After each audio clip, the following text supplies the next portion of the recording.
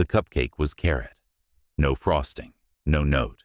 Just a shrink-wrapped square sitting in the center of a white paper plate, as if it could absorb 23 years of service and spit out gratitude. HR called it a small gesture of appreciation. I called it what it was, a cheap, silent execution. No farewell party, no handshake line, just a cupcake and a courtesy escort to the elevator. I didn't argue, didn't flinch, just nodded, like a man who had finally accepted gravity. "Thank you for your time with us," she said, voice like a customer service prompt. "But the culture has shifted, Martin. We're evolving." I looked her in the eye.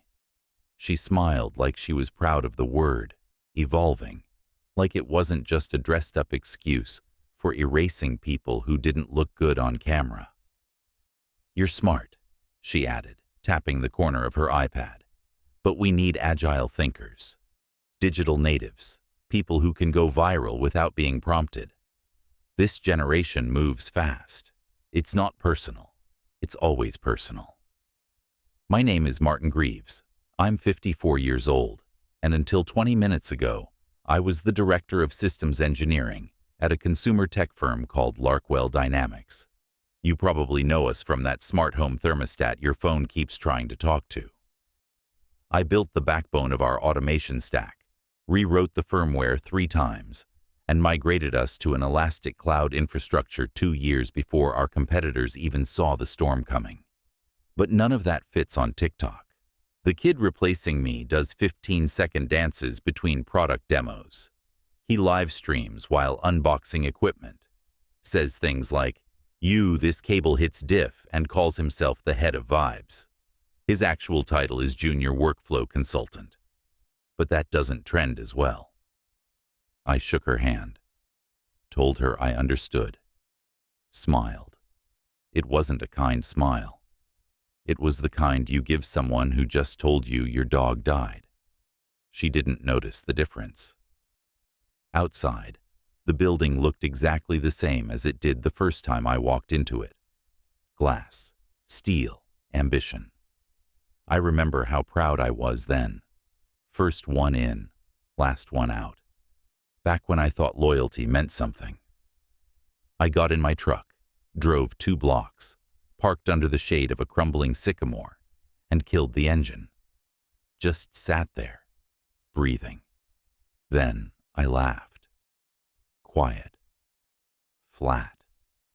The kind of laugh that comes out when you've been holding the line for too long and someone finally cuts it. I didn't call anyone. Didn't update LinkedIn. I didn't need to. I already knew what came next. When I got home, I walked past the fridge, past the stack of unopened mail, and into the garage.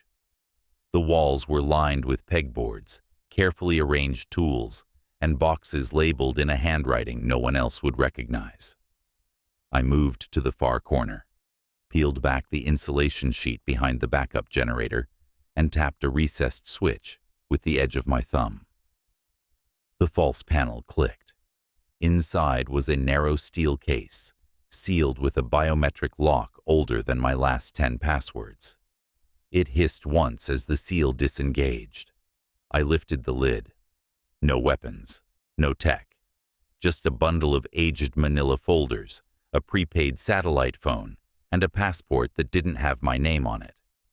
The folders were stamped with names I hadn't spoken aloud in years. Contractors, access points, blacklists. Larkwell wasn't my first job. It was just the longest lie I ever told. Before the desk, before the parking pass, before I wore khakis to work and made small talk about quarterly goals, I was a security architect for an off-book division of the U.S. Office of Cyber Stabilization. You won't find it online. That's the point. We didn't protect borders. We protected secrets, the kind you bury in concrete and salt. When the division collapsed in '09, most of us disappeared. Some left the country. Some joined private outfits in places where Geneva doesn't reach. I stayed, changed my name, Took the job at Larkwell under a forged resume and a real recommendation. I was tired. I wanted to forget the blood, the ciphers, the dead switches, and for a while, I did. But today, they reminded me who I really am. Not by firing me. Not by replacing me with a 21-year-old who couldn't code his way out of a login loop. They reminded me by underestimating me. That's the first mistake every target makes. I didn't start this war, but I've ended better ones. The safe was exactly where I left it, beneath the garage workbench, welded into the concrete foundation, hidden under a layer of dust, paint cans, and the kind of clutter that looks convincingly accidental. I hadn't opened it in years, not because I forgot it was there, but because I hoped I'd never need what was inside again. The keypad still worked. I punched in the 6-digit sequence, paused, then tapped the recessed switch under the bench vise. The hydraulic latch engaged with a mechanical sigh, and the door eased open, like a breath held too long. Cold steel, padded interior, every item untouched. I knelt down and stared at the contents for a few seconds. It didn't feel like opening a box. It felt like digging up a grave. 3 encrypted drives, nested in foam. 1 analog field recorder, 6 lithium backup cells, a passport in the name of Ellis Crane, and a small black notebook wrapped in twine. I reached for the notebook first. My fingers remembered the texture before my brain did. The faint grit of ash along the edges, from the last time I almost burned it. The pages weren't for memories. They were for maps, not geographic ones but human ones. Connections, weak points, pressure valves, and at the center of the most recent cluster, Larkwell Dynamics, my former employer, the one that had just labeled me culturally obsolete. I booted up the oldest drive and let it decrypt while I pulled up the company's public financials on my tablet. What they posted online looked clean enough. Healthy growth, marketing reinvestment, international expansion. But something about the movement didn't sit right. I opened the raw transaction logs I'd mirrored during my last year. Just a side habit, the kind people used to call paranoia. It took 15 minutes to find the first anomaly. A $1.92 million vendor payment routed through a consultancy in Nevada that didn't seem to exist until 6 months ago. I cross-referenced the routing numbers. The shell corporation was tied to 3 other fronts across different sectors, one supposedly in mining, another in telecom, a third in media. All dead ends with inflated valuations and no deliverables. At the bottom of the authorization chain was a signature I recognized too well. K. Rowley, my old boss, the one who said I didn't fit anymore. I sat back, exhaled slowly, and opened the second drive. This one wasn't for finances. It was faces, profiles, movement patterns. I pulled up the influencer, the kid who'd taken my job and turned it into a performance piece with hashtags and ring lights. His real name wasn't listed on the company directory, but his digital footprint was a mile wide. Every time he posted, he geotagged it, even if the tag was fake. He used the same VPN endpoint out of Monterey every single time he logged into the Larkwell internal portal. I flagged that. Monterey isn't just tacos and tech startups. It's also home turf for a very specific kind of investor. One I knew from years ago, back when I still wore a badge without a logo. I dug deeper, scraping the registry data on his linked accounts. His emergency contact was listed as a Diego Portales. That name hit harder than I expected. Diego wasn't just some uncle. He was a money launderer for the Soto Pacheco Syndicate, an enabler who built legitimate investment firms as smoke cover for funneling narcotics cash into startups. I'd tracked his fingerprints across 3 different continents before he disappeared into a villa outside Cabo under diplomatic shielding. So this wasn't a coincidence. It wasn't a hire. It was an insertion. And Rowley wasn't just cleaning house. She was cutting ties before the floor collapsed. A long-game exit strategy masked as corporate rebranding. She'd picked me to go because she thought I'd go quietly, thought the old dog had lost its teeth. I reached back into the safe and pulled out the final drive, the one that wasn't connected to anything. Not directly. It was loaded with dormant surveillance protocols, passive taps, phone clones, and 10 years' worth of unlaunched programs I built, just in case the day ever came. The day came. I set it gently on the desk, uncoiled the cable, and smiled for the first time in 5 days. They thought they'd buried me under a severance package, but all they did was clear my schedule. The badge still worked. That was the first surprise. After everything, the cupcake, the forced smile, the HR handshake, the system hadn't flagged my credentials. My level 3 clearance blinked green when I slid the fob into the side panel by the loading dock. That wasn't negligence. That was arrogance. The building was quiet, too quiet for a place that bragged about 24/7 innovation. I moved like I used to in Bogota, measured, silent, already halfway through the next step before my foot touched the floor. The hallway lights were on motion sensors. I kept to the walls, ducking their cones. Every camera was mapped in my head from years of emergency drills and fake fire tests. Back then, I helped design the access logs. That was a mistake on their part. I made my way to the server room first. The vault.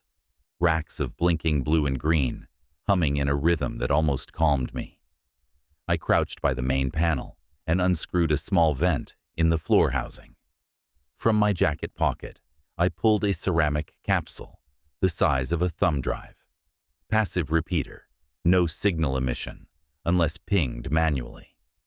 I nestled it under the cable trunk and sealed the grate. That was Node 1. Node 2 went behind a sprinkler in the marketing bullpen, its casing indistinguishable from the original. Node 3 inside the overhead panel in the executive lounge. Node 4, a compact pinhole cam, disguised in the smoke detector outside the conference room, where they used to pitch my ideas and let the kid claim them as his own. Every piece of tech was non-transmitting. That was the key. They wouldn't be tripped by network scans or electromagnetic sweeps. When activated, they recorded locally and fed their data into the 5th node, the only one with a heartbeat. A cold root uplink box I embedded inside the baseboard of Rowley's corner office, right behind the mahogany shelf with the fake awards. I wasn't just planting bugs. I was writing the building's confession. By 2:17 a.m., the blueprint was finished. Every hallway, every printer, every exit route tracked. My watch pulsed twice. Signal confirmed. The mesh was live. I sat in the janitor's closet, the one between HR and the snack bar, and brought up the feed. Black and white at first, then color flushed in as the sensors adapted. The influencer's office was empty, save for the LED ring light still glowing like a spotlight on an empty stage. But the conference room? Someone was inside. The camera picked up a shoulder, then a full silhouette. He wasn't wearing the usual cargo hoodie. Tonight, he looked sharp, nervous. He pulled out a file folder from his backpack and began scanning each page with his phone, one by one, fast, like he was on a timer. I zoomed in. The cover of the first doc read, Client ID-Map Routing-Tier Red, the internal classification system we used before I was let go. His phone vibrated. He answered on speaker. "Hey," a female voice said. "You got it?" Rowley. "Yeah, scanning now. You sure no one's watching this room? Please." I scheduled a blind spot on the motion sensors. 5-minute window. She laughed like it was nothing. "You do this right. You won't need that dumb job title anymore." "Diego's ready. The rest just need confirmation. That name again. Diego, the uncle, the syndicate front. I'll torch the docs after, the kid said. I'm grabbing her burner next. Good boy, she purred. You were always better at this than they gave you credit for. The feed ended. He slid the papers back into the folder and walked toward the executive wing. I stared at the screen for a long time. This wasn't fraud. This wasn't incompetence. This was a coordinated operation, right under the nose of a billion-dollar company, cloaked in hashtags and quarterly reviews. And I'd been pushed out not because I was obsolete, but because I'd seen too much, built too much, understood too well. I looked at the feed again. He was in her office now, kneeling by the shredder, loading it with documents I once secured in locked cabinets. The machine whirred. Paper vanished. They were cleaning up. I was just supposed to stay erased. Tomorrow, they'll show up thinking I was erased. I'll be watching from every shadow they pass. The first leak was small, just a PDF, unlabeled, untraceable, dropped into the inbox of a mid-level operations manager who still believed in the chain of command. He opened it at 7:46 a.m., a full export of internal transfers flagged, non-billable consultancy fees, routed through ghost vendors that matched no approved partner list. He stared at it for 7 minutes before forwarding it, first to his direct supervisor, then to HR, and finally, as fear bloomed in his throat, to a legal advisor he met once at a wedding. He didn't sleep that night. The second leak came 2 days later, a 30-second clip from the conference room camera, just enough to show the influencer snapping pictures of classified diagrams and slipping them into a folder marked Training Deck. No context, no commentary, just evidence, left like a corpse with no name tag. It made its way through the company like a whisper in a burning theater. Some said it was doctored. Others said it was part of a new onboarding process. But the older staff, the ones who'd been around long enough to remember what real security looked like, they started packing boxes. The third leak wasn't a file. It was a feeling. I left a handwritten note, anonymous, block letters, no fingerprints, in the CEO's executive mailbox. No threats, no accusations, just one sentence. Your head of operations is laundering blood money through your interns. 2 hours later, internal audit teams were activated.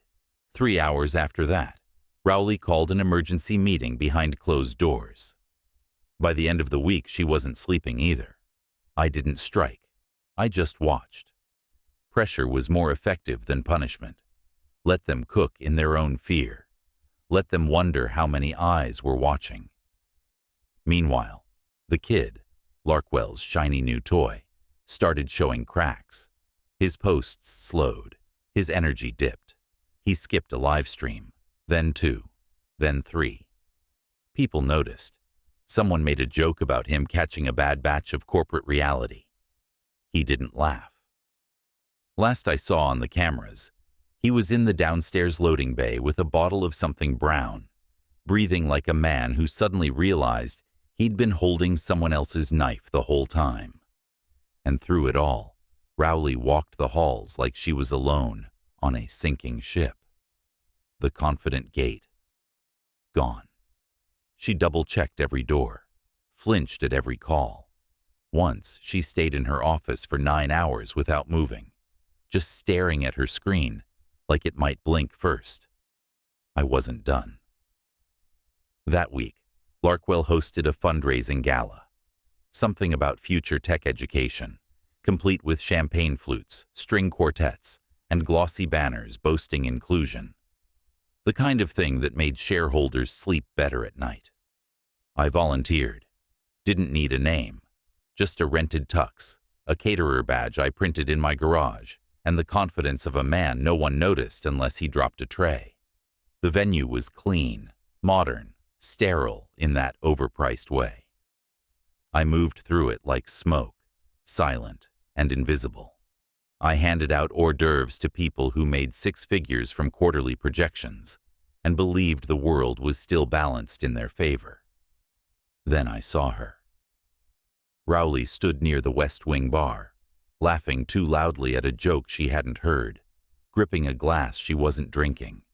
Her hair was different, her suit was softer, but her eyes were still sharp, scanning, assessing, weighing threats like she'd been born to do it. She didn't know the real threat had already walked past the metal detectors an hour ago, with a tray of shrimp puffs and a wire tucked beneath his collar. I approached. 2 feet from her, I extended the tray like protocol demanded. She turned, barely glancing up, then paused. Her gaze locked on mine. No recognition, just a flicker of discomfort. The kind that tells your gut something your brain can't process fast enough. She smiled at me like I was nobody. I smiled back, like I was everyone she should have feared. He was dancing when they hit him. Mid-spin, mid-laugh, phone in one hand, ring light glowing, followers stacking by the second. That stupid song thumping in the background, some hollow beat about rising and grinding. He never saw them coming. 2 plainclothes agents tackled him from both sides, arms locked around his ribs like surgical clamps. The phone went flying, skittered across the polished floor, and kept recording the chaos as he was pinned, cuffed, and yanked off-screen like stage furniture in a failed play. The stream didn't cut. It stayed live. Hundreds watched as his voice cracked, screaming for help, for lawyers, for anyone who could explain what was happening. No one did, because the script had already flipped, and he was just the opening act. 10 minutes later, the elevators at Larkwell HQ jammed open, and black boots poured in. Federal agents moved like they'd been rehearsing this raid for weeks, which they hadn't. They'd only needed the blueprint I gave them.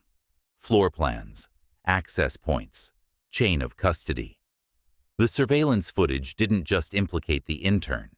It tracked entire money routes across 2 continents and 3 shell networks, all of them running through the same access badge. Rowley's.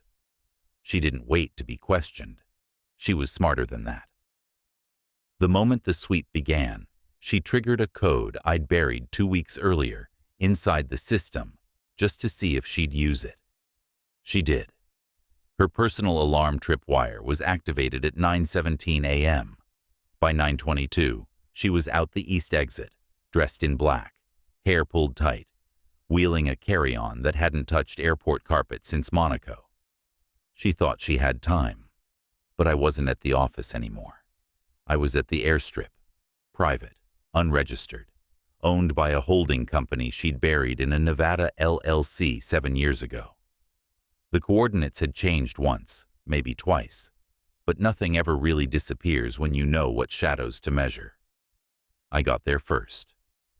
Let myself in through the maintenance gate, past the gravel, the old rusted hangars, the wind that smelled like heat and jet fuel. Her plane was there. Twin engines, long range, cockpit prepped and running idle like it knew how to lie. I waited inside the service hangar, hands tucked behind my back, breath measured. No weapons. I didn't need any. When she stepped onto the tarmac, rolling that bag like she still controlled her fate, I didn't feel rage. I didn't even feel vindication. I felt ready. She didn't see me at first, not until the motion sensor tripped and the hangar doors slid shut behind her. That's when she turned and stopped. Her mouth twitched, not fear, not surprise. Just the dawning recognition that someone else had taken control of the narrative. I should have guessed, she said quietly. You were always the ghost I couldn't write off. I was never part of your script, I replied. You think you've stopped something, she said, stepping closer. But this isn't a cartel. It's a capital machine. It'll regenerate. You're still obsolete. I nodded slowly, then smiled. The same smile she gave me in the HR room. The one that said, "You're done here, and I won't waste breath explaining why." She opened her mouth again, maybe to justify, maybe to beg, but I was already walking, past her, past the edge of her world. Behind me, a low pop echoed. The timer had expired. The fuel line trigger I'd planted, buried beneath the left wheel well, disguised as a cracked valve, ignited exactly on cue. The plane bloomed into fire, a soundless blossom of heat and wind that snapped the air in half. She screamed something. I didn't turn back. I kept walking. No one chased me. No one saw me. By the time first responders arrived, I'd be a rumor inside a weather report. No job, no home, no trail, just the quiet. The thing about culture is, it always thinks it's evolving, but growth without roots is just rot in motion. They built a temple out of influence and buzzwords, but I remembered the foundation. I knew where they buried the faults, and I'd been watching. You said I didn't fit the culture. Good. Cultures rot from the inside, and I'm the cure.